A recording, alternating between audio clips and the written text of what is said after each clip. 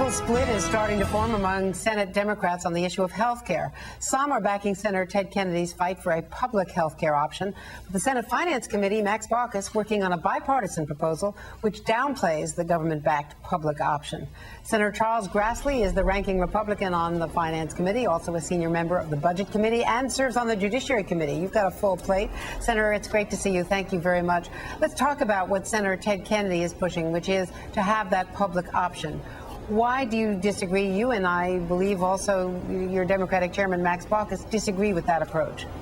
Well, I can't speak for Senator Baucus, but I can speak for myself that, quite frankly, we want to back up the president's proposal that he had during the campaign that if you want to keep your health insurance, you ought to keep it. So then what's wrong with what you call a public option?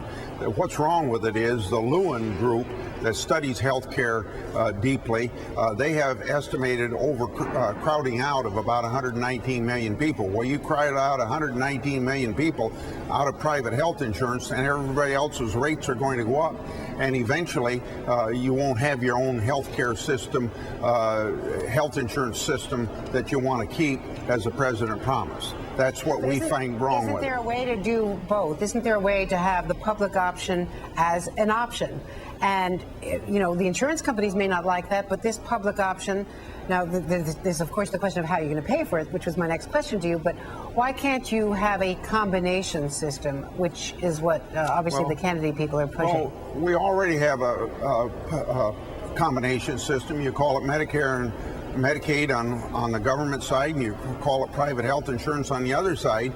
And you know what happens in Medicare? Particularly, this is bad in rural America. The government sets prices. The House of Representatives has talked about setting prices for a public option no higher than Medicare.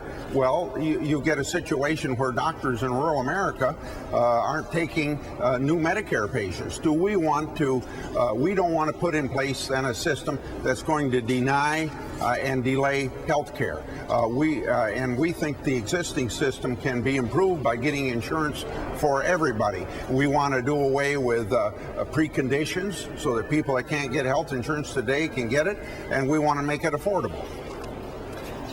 When we talk about affordable, how are you proposing that we pay for this?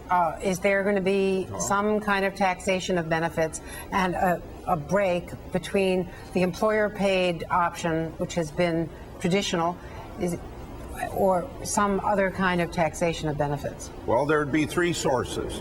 One would be what you save from existing Medicare and Medicaid programs, because there is an awful lot of waste in that program, in those programs.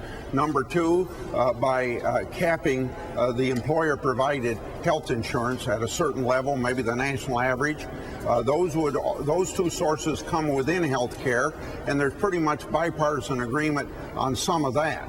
The third one would be to bring money in from other sources of taxation, where there's quite often controversial and quite often harmful to keeping jobs in the United States, that people of my party are a little bit reluctant to go that direction.